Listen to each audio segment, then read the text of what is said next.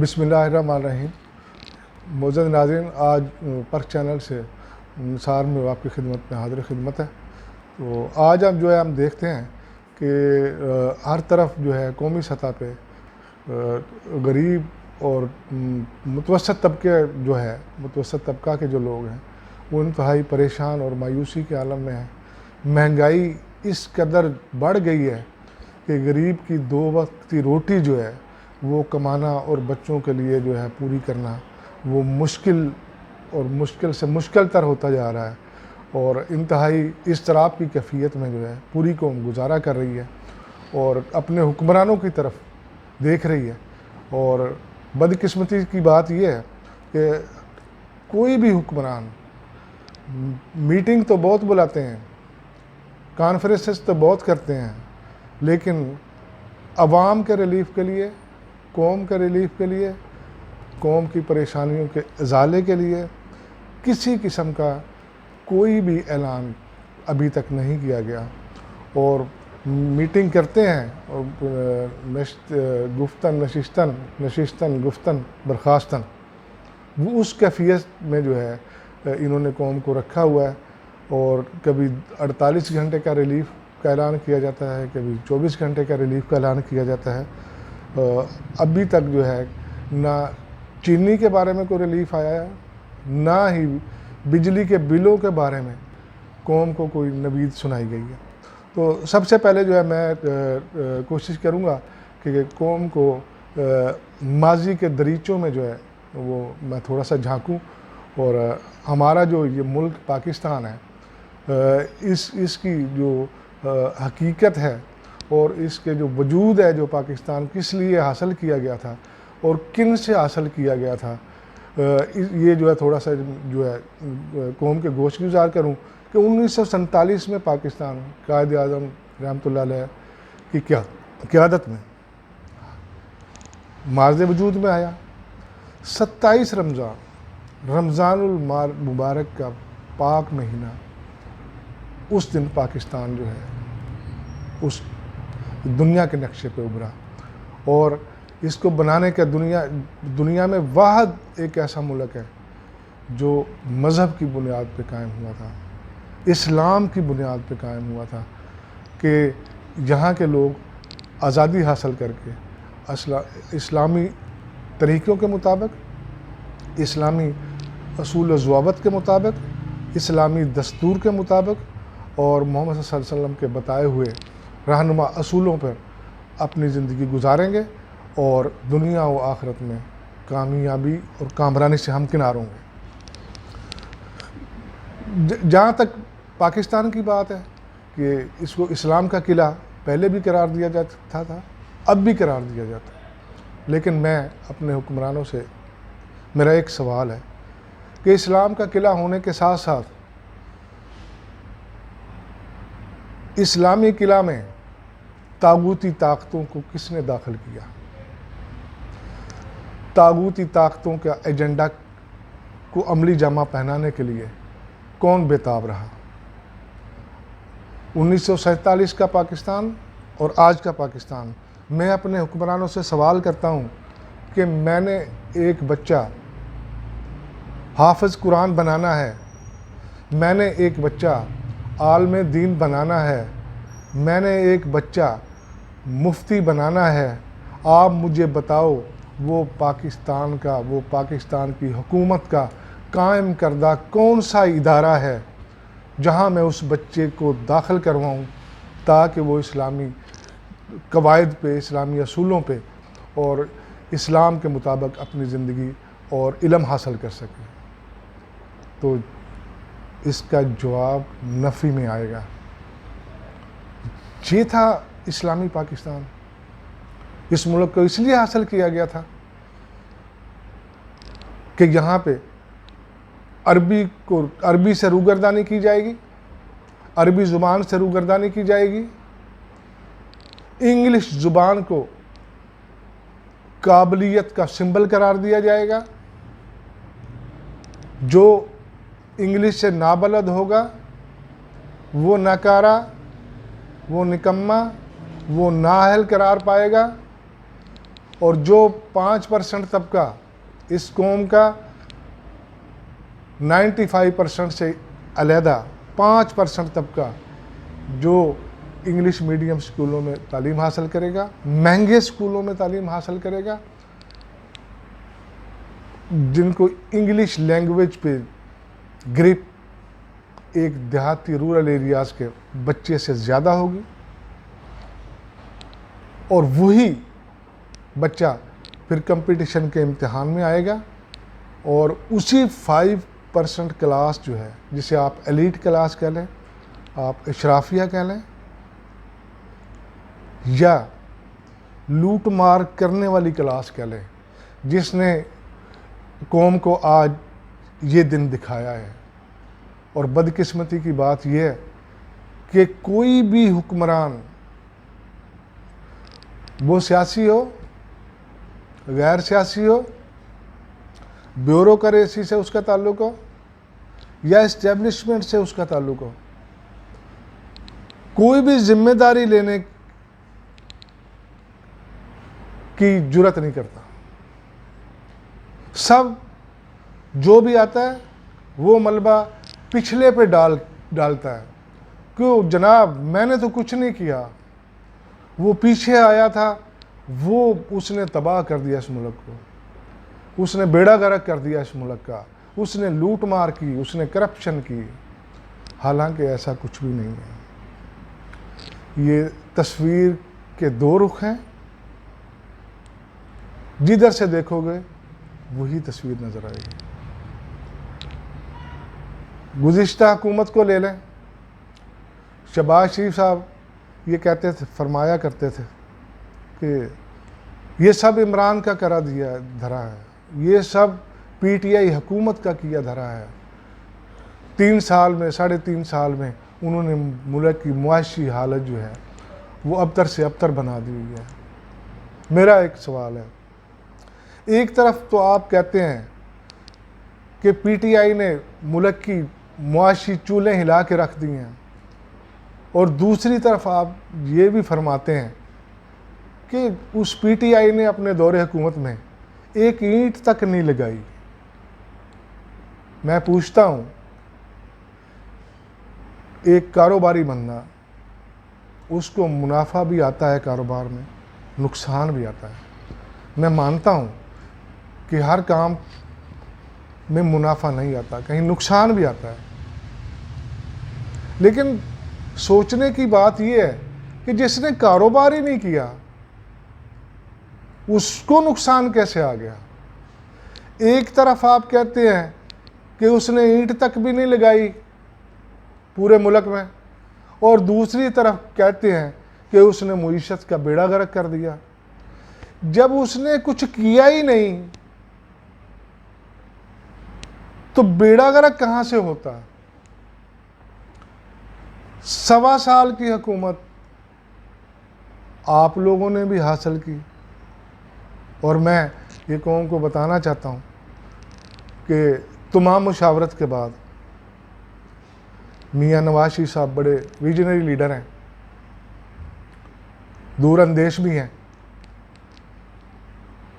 انہوں نے اپنی مشاورتی جو سیاسی لیڈران ہیں، جو ان کے ساتھی ہیں، ان کو منع کیا تھا کہ آپ یہ حکومت مت لیں، لیکن دوسرے رفقاء نے مشورہ دیا کہ نہیں جناب، ہم 1.25 سال میں قوم کی تقدیر بدل کے رکھ دیں گے، پاکستان کو ڈیفالٹ ہونے سے بچائیں گے۔ آئی ایم ایف ریفیوز کر گیا ہے، آئی ایم ایف فنڈ دینے کے سے انکار کر گیا ہوا ہے، ہم آئی ایم ایف کو ٹریک پہ لے کے آئیں گے، اور اس 1.25 سال میں ہم قوم کو ریلیف دے کے جائیں گے، اور جتنی مہنگائی پی ٹی آئی کے دور میں ہو چکی ہے ہم اس مہنگائی کو ختم کریں گے، اور قوم جو ہے آسودگی کی حالت میں آئے گی، اور جو چیزیں مہنگی ہو گئی ہیں وہ سستی کی جائیں گی، عوام کو ریلیف دیا جائے گا۔ میرا ان سے سوال ہے، آیا آپ نے مہنگائی کم کی؟ آپ نے قوم کو ریلیف دیا؟ جو گردان آپ لوگ قوم کو سناتے تھے کہ IMF سے ہماری ڈیل ہونے والی ہے، اور قوم سے بھی فرمایا جاتا، قوم کو بھی حکم دیا جاتا تھا کہ آپ بھی دعا کریں کہ ہماری IMF سے ڈیل ہو جائے، ہمارا IMF سے معاہدہ ہو جائے، تاکہ ملک کی معاشی حالت جو بہتر ہو۔ آپ کا میاں شہباز شریف صاحب، آپ کا IMF سے معاہدہ بھی ہو گیا، آپ کو فنڈ بھی مل گیا۔ میں پوچھتا ہوں، مہنگائی کم ہوئی؟ قوم کو ریلیف ملا؟ پہلے سے زیادہ مہنگائی نہیں ہوئی؟ عوام PTI دور سے زیادہ مشکلات میں نہیں الجھ گئی؟ آج معمولی سا ملازم بیچارہ جو 35-40 ہزار کی نوکری کرنے والا، وہ آج اپنے ہاتھ میں 25-30 ہزار کا بجلی کا بل لیے پھرتا ہے۔ وہ آپ کا بجلی کا بل جمع کروائے یا اپنے بچوں کو 2 وقت کی روٹی کما کے دے؟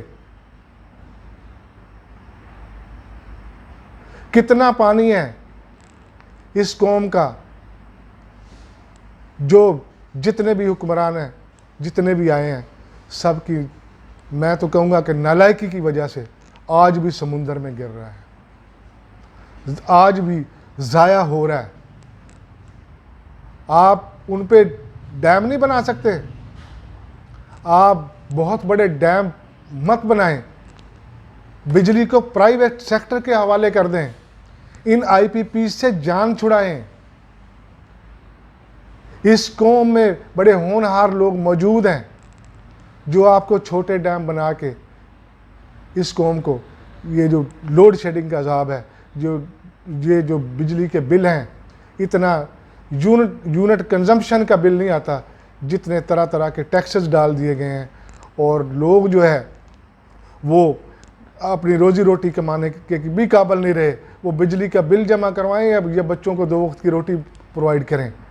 میری گزارش یہ ہے کہ آپ لوگ جو ہے اس مہنگائی کے عذاب سے نجات دلانے کے لیے اپنی پیداواری صلاحیت کو بڑھائیں، اس قوم کو ریلیف دینے کے لیے ان IPP سے جان چھڑائیں، ان سے معاہدوں پہ نظر ثانی فرمائیں۔ نگران سیٹ اپ جو ہے وہ مخصوص مدت کے لیے ہوتا ہے، لیکن کام کرنے پہ آئیں تو بڑے تھوڑے عرصے میں بھی جو ہے وہ قوم کو بہتر سے بہتر جو ہے وہ ریلیف دے سکتے ہیں۔ لیکن میں اختلاف کروں گا اس بات سے کہ محسن نقوی صاحب جو ہیں وہ کبھی کسی ہاسپٹل کا دورہ کرتے ہیں، کبھی کسی سڑک کا دورہ کرتے ہیں، کبھی کسی اسکول کا دورہ کرتے ہیں۔ میں پوچھتا ہوں، ایک گڈ مینیجر کی یہی کوالٹی ہوتی ہے؟ ایک اچھا مینیجر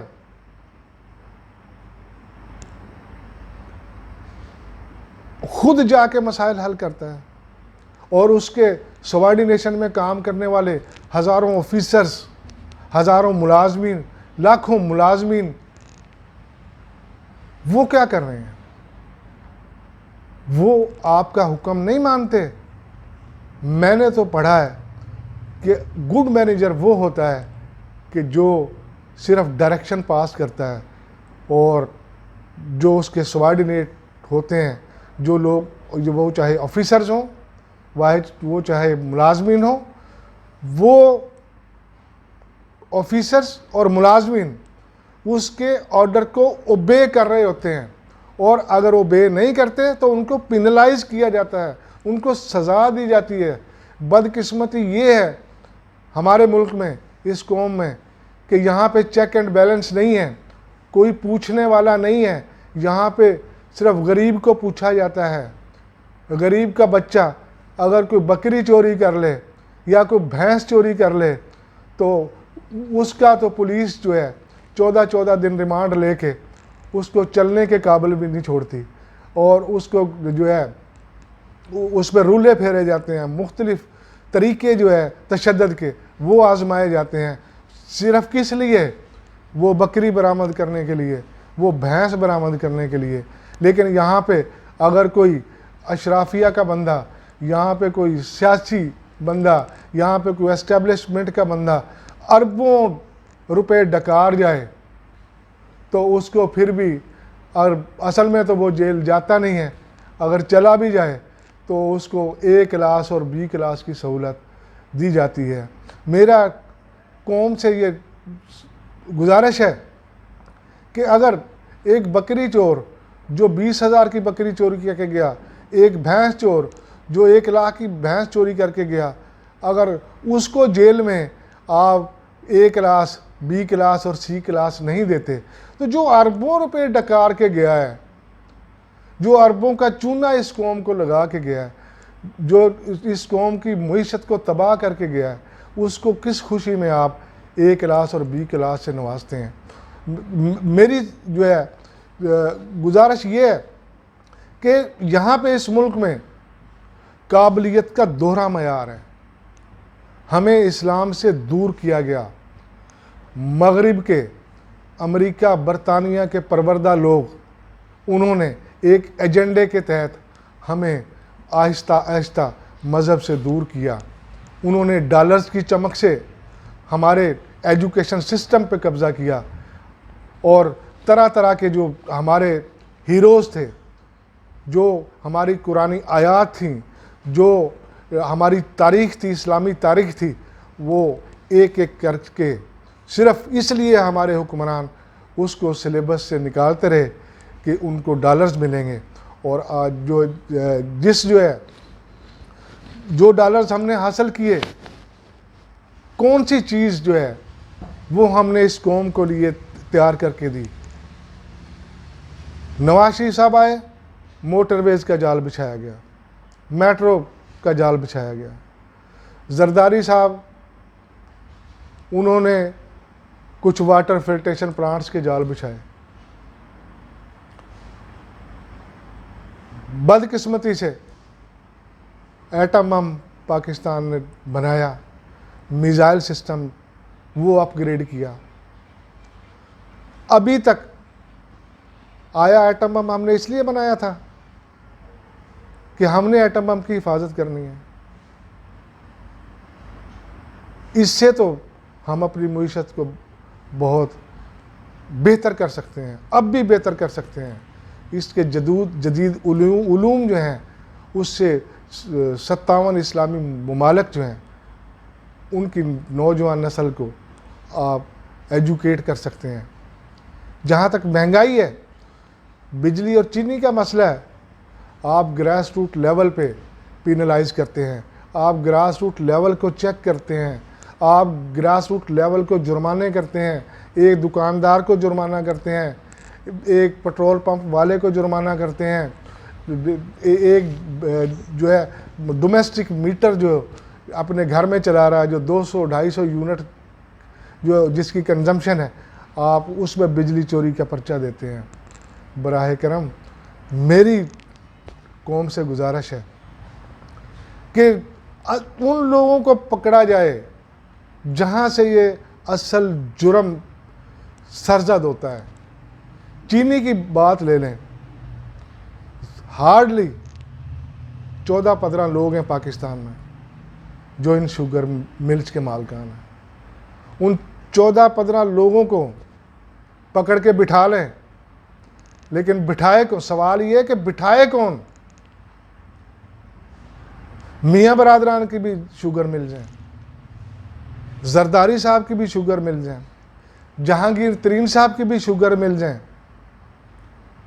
اب یہ اس کے علاوہ بھی اسی طرح کے 62 لوگ ہیں جن کی یہ شوگر ملز ہیں، لیکن ان کو پکڑ کے بٹھائے کون؟ اور بٹھائے کیوں؟ کیونکہ ہم نے تو جمہوریت کھیلنا ہے، ہم نے تو اسمبلی کھیلنا ہے۔ اگر ان لوگوں کو ہم پکڑ کے بٹھائیں اور قوم کی جو طلب ہے اس کے مطابق جو ہے پروڈکشن تیار کروائیں اور مڈل مین کا رول ختم کر کے گراس روٹ لیول پہ اس کی ڈیلیوری کو انشور کریں اور گورنمنٹ اپنا چیک اینڈ بیلنس قائم کرے، تو کسی بھی صورت میں مہنگائی جو ہے وہ سر نہیں اٹھائے گی اور غریب آدمی کو، عام آدمی کو قومی سطح پر ریلیف فراہم ہوگا۔ لیکن بدقسمتی یہ ہے کہ یہاں پہ غریب کے لیے تو قانون کے سارے دروازے کھلے ہیں اور ساری جیلیں بھی کھلی ہیں اور سارے تشدد کے راستے اور صعوبتیں وہ پیدا کر دی جاتی ہیں، لیکن امیر پہ ہاتھ ڈالنے والا کوئی بھی نہیں اور نہ اسے کوئی پوچھتا ہے۔ آج برطانیہ کا انگریز، امریکہ کا انگریز سر پکڑ کے پچھتا رہا ہے اور وہ کہتے ہیں کہ ہم سے بہت بڑی غلطی ہوئی۔ کون سی غلطی ہوئی؟ کہ ہم نے پاکستان کو اور مسلمانوں کو، پاکستان کو 1947 میں آزادی دی، ہمیں تو 1857 میں آزادی ان کو دینی چاہیے تھی۔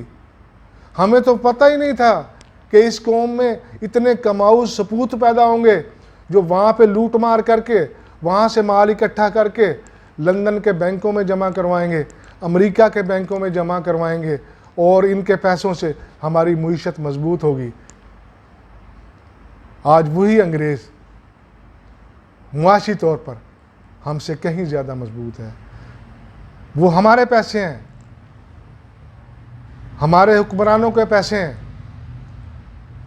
یہ اشرافیہ، یہ 5% طبقہ، اس نے سارے سسٹم کو اپنے ارد گرد اس پیرائے میں ڈھال لیا ہے کہ اگر آفیسر بھی پیدا ہونے ہیں تو اسی 5% میں سے، اگر جرنیل بننے ہیں تو اسی 5% میں سے، اگر فیڈرل سیکرٹری بننے ہیں تو اسی 5% میں سے، اور اگر سیاستدان بننے ہیں تو اسی 5% میں سے 95% جو ہے وہ تو بیچارہ اس ریس، اس مقابلے کی دوڑ جو ہے اس سے آؤٹ ہو گیا ہوا ہے۔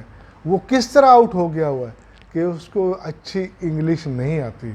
پاکستان میں کمپٹیشن کا امتحان پاس کرنے کے لیے، مقابلے کا امتحان پاس کرنے کے لیے آپ کی انگلش سے بلد ہونا ضروری ہے، آپ کا انگلش پہ سٹرانگ گرپ ہونی ضروری ہے۔ اگر چاہے وہ پاکستان میں جتنا مرضی قابل ہو، جتنا مرضی ذہین ہو، آئی کیو لیول جتنا چاہیں آپ اس کا جو ہے وہ سٹرانگ ہو، لیکن اس میں ایک خامی ہو کہ اس بیچارے کو انگلش زبان پہ عبور نہیں ہے تو وہ پاکستان کے کسی مقابلے کے امتحان میں پاس نہیں ہو سکتا۔ اور یہی وہ طبقہ ہے کہ وہ 5% طبقہ، وہ اسٹیبلشمنٹ میں بھی، وہ اسمبلی میں بھی اور وہ بیوروکریسی میں بھی ہم پہ مسلط ہے۔ نہ ان کو بجلی کے بلوں کا فکر ہے، نہ ان کو چینی آٹے کا فکر ہے۔ 225 ارب روپیہ وہ 5% طبقہ اس قوم کے ٹیکسوں سے مفت پٹرول استعمال کرتا ہے۔ ان کی گاڑیوں میں مفت پٹرول 225 ارب روپے کا یہ غریب قوم ادا کرتی ہے۔ 500 ارب کی بجلی، 500 ارب کی بجلی اس 5% طبقے کو، جس کو 2000 یونٹ ماہانہ گورنمنٹ کی طرف سے مفت فراہم کیے جاتے ہیں،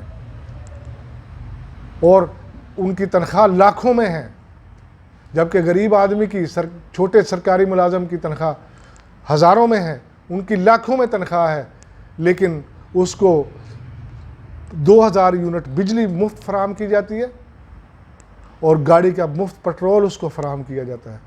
جبکہ ایک غریب کسان، ایک غریب مزدور، ایک غریب ریڑھی والا، ایک غریب مزدوری کرنے والا، اس بیچارے کے لیے 1 یونٹ بھی مفت نہیں دیا جاتا۔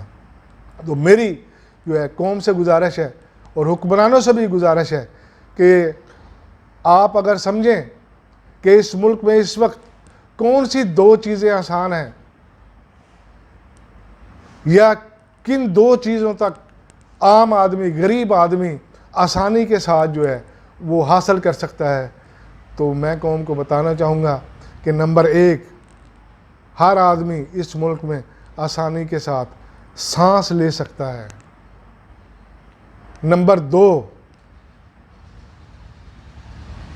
اور 2 نمبر وہ ہے کہ جس کو حاصل کرنے کے لیے میاں نواز شریف صاحب نے بڑی آسانی پیدا کر دی ہے۔ موٹر ویز بنا دیے جہاں پہ سپیڈ سے گاڑیاں آئیں، پل بنا دیے گئے ہیں جن پہ چڑھ کے آسانی کے ساتھ وہ منزل حاصل کی جا سکتی ہے۔ وہ منزل کون سی ہے؟ کہ غریب آدمی خودکشی کرے۔ پاکستان میں ان 2 چیزوں کے علاوہ کوئی تیسری چیز آسان نہیں ہے، نہ ہی سستی ہے۔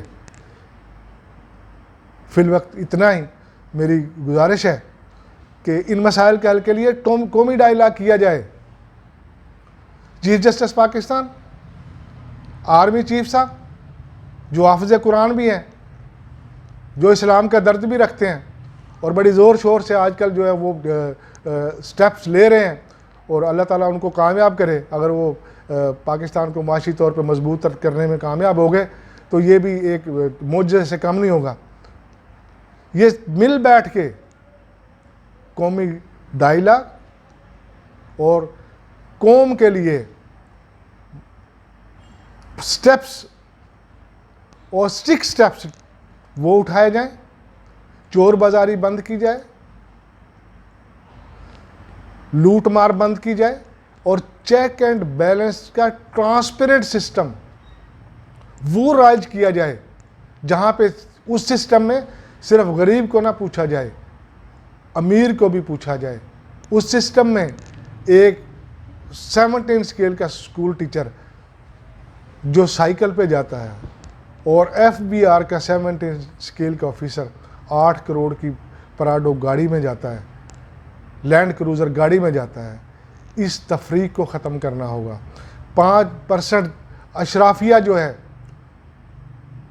ان کے وسیع و عریض بنگلے، اور ان بنگلوں میں کھڑی 8-8 10-10 گاڑیاں جن میں ایک ایک گاڑی کی قیمت کئی کروڑوں میں ہے، ان سے حساب لیا جائے، ان کو ٹیکس نیٹ میں لایا جائے، اور قومی ڈائیلاگ کرتے ہوئے اس قوم کو معاشی طور پر ایک اچھی ڈگر پہ لے کے چلا جائے، تاکہ گراس روٹ لیول پہ پسے ہوئے عوام، پسی ہوئی قوم، اس کو ریلیف فراہم کیا جائے۔ فی الوقت اتنا ہی۔ براہ کرم اپنی تجاویز سے ضرور نوازیے گا، لیکن جذبہ حب الوطنی کے ساتھ۔